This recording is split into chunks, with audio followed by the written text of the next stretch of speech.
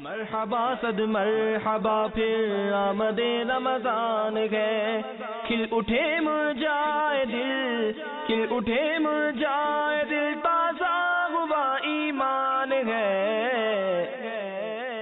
آمد رمضان ہے، آمد رمضان ہے۔ الحمدللہ رب العالمین والصلاة والسلام علی سید المرسلین، اما بعد فاعوذ باللہ من الشیطان الرجیم، بسم اللہ الرحمن الرحیم، الصلاة والسلام علیک یا رسول اللہ وعلی آلک واصحابک یا حبیب اللہ، الصلاة والسلام علیک یا نبی اللہ وعلی آلک واصحابک یا نور اللہ۔ پارہ 22 سورہ احزاب کی آیت نمبر 56، جسے آیت درود کہا جاتا ہے۔ ان اللہ وملائکتہ یصلون علی النبی یا ایھا الذین آمنوا صلوا علیہ وسلموا تسلیما۔ ترجمہ کنز الایمان، بے شک اللہ اور اس کے فرشتے درود بھیجتے ہیں اس غیب بتانے والے یعنی نبی پر۔ اے ایمان والو، ان پر درود اور خوب سلام بھیجو۔ اللہ درود بھیجتا ہے، اس کے فرشتے درود بھیجتے ہیں۔ اللہ تبارک و تعالیٰ اپنے محبوب علیہ الصلوۃ والسلام پر درود بھیجتا ہے۔ اس کے کیا معنی ہیں؟ فرشتے درود بھیجتے ہیں، اس کا کیا مطلب ہے؟ سنیے۔ امام بغوی علیہ رحمۃ اللہ القوی فرماتے ہیں، اللہ عز و جل کا درود ہے رحمت نازل فرمانا، جبکہ فرشتوں کا اور ہمارا درود دعائے رحمت کرنا ہے۔ صلو علی الحبیب صلی اللہ تعالی علی محمد۔ نیت المؤمن خیر من عملہ، مسلمان کی نیت اس کے عمل سے بہتر ہے۔ ماہ رمضان مبارک بڑی برکتوں والا مہینہ ہے، چنانچہ قائدہ رسالت صلی اللہ تعالی علیہ وسلم نے رمضان کی آمد کے موقع پر ایک دن ارشاد فرمایا، تمہارے پاس برکت والا مہینہ آ گیا ہے کہ جس میں اللہ عز و جل تمہیں غنی فرماتا اور تم پر رحمت نازل فرماتا ہے، گناہوں کو مٹاتا اور دعا قبول فرماتا ہے۔ اللہ عز و جل تمہاری نیکیوں کی رغبت دیکھتا ہے اور فرشتوں کے سامنے تم پر فخر فرماتا ہے، لہذا اس مہینے میں اللہ عز و جل کی بارگاہ میں اچھے اعمال پیش کرو، کیونکہ بدبخت وہی ہے جو اس مہینے میں اللہ عز و جل کی رحمت سے محروم رہا۔ یا خدا ماہ رمضان کے صدقے سچی توبہ کی توفیق دے دے،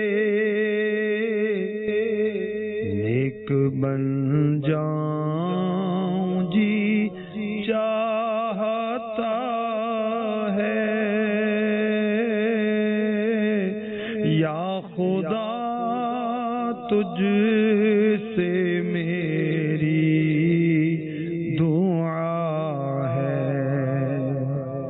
کیسی برکت والا مہینہ ہے، کیسی رحمت والا مہینہ ہے ماہ رمضان، مہمان رحمان، جس میں اللہ تعالیٰ اپنے بندوں کو غنی فرماتا ہے، رحمت نازل فرماتا ہے، اپنے بندوں کے گناہ مٹاتا ہے، دعاؤں کو مستجاب فرماتا ہے یعنی قبول فرماتا ہے۔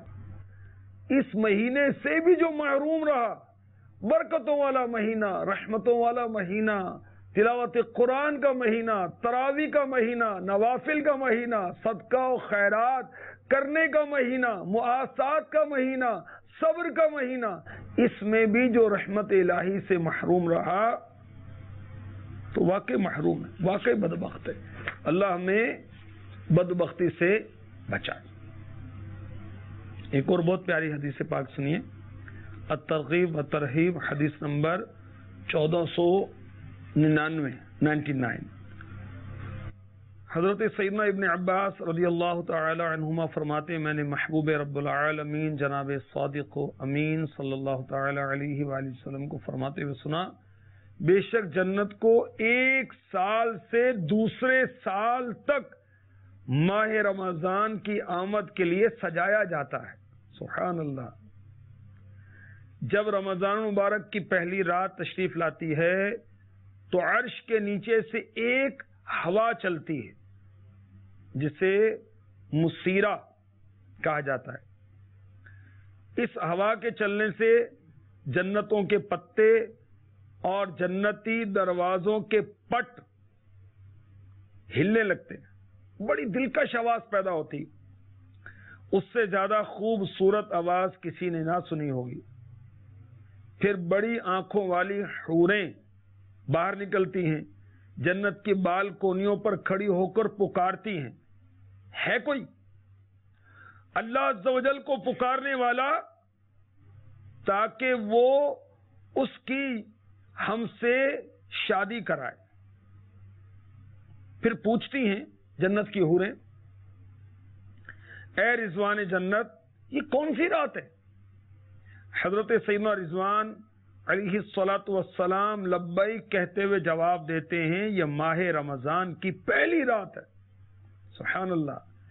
اللہ عز و جل نے فرمایا اے رضوان جنت کے دروازے کھول دو، اے مالک جہنم کے دروازے بند کر دو، اے جبریل زمین پر جاؤ، سرکش شیاطین کو زنجیروں سے باندھ کر سمندر میں ڈال دو تاکہ وہ میرے حبیب صلی اللہ علیہ وسلم کی امت کے روزوں میں فساد نہ ڈالیں۔ پھر اللہ عز و جل رمضان کی ہر رات میں ایک منادی کو، منادی مینز آواز دینے والا، آواز لگانے والا، صدا لگانے والا، پکارنے والا، ایک منادی کو 3 مرتبہ یہ ندا کرنے کا حکم ارشاد فرماتا ہے کوئی مانگنے والا جس کی مراد میں اسے عطا کروں، ہے کوئی توبہ کرنے والا جس کی توبہ میں قبول کروں، ہے کوئی مغفرت چاہنے والا جسے میں بخش دوں۔ سبحان اللہ۔ ہر گھڑی رحمت بری ہے، ہر طرف ہے برکتیں، ماہ رمضان رحمتوں اور برکتوں کی کان ہے۔ یہ کان نہیں، برکتوں کی کان یعنی خزانے، خزانہ۔ ماہ رمضان رحمتوں کے خزانے لے کر آیا ہے، ماہ رمضان برکتوں کے خزانے۔ سبحان اللہ۔ مدنی چینل کے ناظرین، ماہ رمضان مبارک کی پہلی رات اللہ تبارک و تعالی حضرت رضوان علیہ السلام جو کہ دروغہ جنت ہیں ان کو حکم فرماتا ہے کہ جنت کے دروازے کھول دو، اور حضرت مالک علیہ السلام کو کیا حکم دیا جا رہا ہے کہ دوزخ کے دروازے بند کر دو، اور جبریل امی علیہ السلام کو حکم ہو رہا ہے کہ شیاطین کو زنجیروں سے باندھ کر سمندر میں ڈال دو تاکہ یہ میرے محبوب کی امت کے روزوں میں فساد نہ ڈالیں۔ سبحان اللہ۔ ماہ رمضان کی ہر رات پکارنے والا اللہ کے حکم سے پکارتا ہے کوئی مانگنے والا جس کی مراد میں اسے عطا کروں۔ سبحان اللہ۔ ہے کوئی توبہ کرنے والا جس کی توبہ میں قبول کروں، ہے کوئی مغفرت چاہنے والا جسے میں بخش دوں۔ یا اللہ ہماری بے حساب بخشش فرما دے۔ ماہ رمضان کا صدقہ مولا ہم سے صدا کے لیے راضی ہو جا، اور ماہ رمضان کی برکتوں سے ہمیں محروم نہ فرما۔ ہمارے آقا دو عالم کے داتا میٹھے میٹھے مصطفیٰ صلی اللہ تعالی علیہ وآلہ وسلم ماہ رمضان مبارک کی تیاری کیسے فرماتے اور ماہ رمضان میں آپ کے معمولات شریف کیا تھے؟ سبحان اللہ۔ سنیے، ایمان تازہ کیجیے۔ چنانچہ شعب الایمان میں ہے حدیث نمبر 3612، جب ماہ رمضان تشریف لاتا تو نبی مکرم صلی اللہ تعالی علیہ وآلہ وسلم عبادت الہی کے لیے کمر بستہ ہو جاتے، پھر سارا مہینہ اپنے بستر منور پر تشریف نہ لاتے۔ اور شعب الایمان کی ہی روایت حدیث نمبر 3625، جب ماہ رمضان تشریف لاتا تو شاہ بنی آدم رسول محتشم صلی اللہ تعالی علیہ وسلم کا رنگ مبارک متغیر یعنی تبدیل ہو جاتا، نماز کی کثرت فرماتے، گڑ گڑا کر دعائیں مانگتے اور خوف خدا آپ پر طاری رہتا۔ اور شعب الایمان حدیث نمبر 3629، جب ماہ رمضان آتا تو سرکار مدینہ صلی اللہ علیہ وآلہ وسلم ہر قیدی کو رہا کر دیتے، چھوڑ دیتے، آزاد فرما دیتے، اور ہر سائل کو یعنی مانگنے والے کو عطا فرماتے۔ سبحان اللہ۔ تو کاش ہمیں بھی ماہ رمضان کی خوب تیاری نصیب ہو جائے، خوب عبادت کا ذہن نصیب ہو جائے، اعتکاف کا ذہن نصیب ہو جائے، اللہ تبارک و تعالیٰ کی خوب عبادت ہم کریں۔ ہمارے آقا صلی اللہ علیہ وآلہ وسلم نماز کی کثرت فرماتے، اللہ میں توفیق دے کہ 5 نمازیں بھی پڑھیں، سنت قبلیہ بھی پڑھیں، سنت بعدیہ بھی پڑھیں، نوافل بعدیہ بھی پڑھیں، اشراق، چاش، تہجد، اوابین بھی پڑھیں، اور صلاۃ و تسبیح بھی پوری خوش دلی کے ساتھ ادا کریں۔ ہمارے آقا صلی اللہ علیہ وآلہ وسلم ماہ رمضان میں گڑ گڑا کر رب تبارک و تعالی کی بارگاہ میں دعائیں فرمایا کرتے تھے۔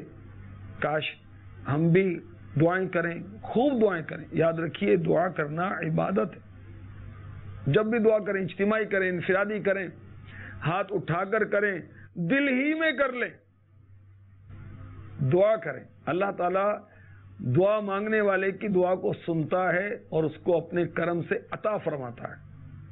ہمارے آقا صلی اللہ علیہ وآلہ وسلم پر ماہ رمضان میں خوف خدا طاری رہتا تھا۔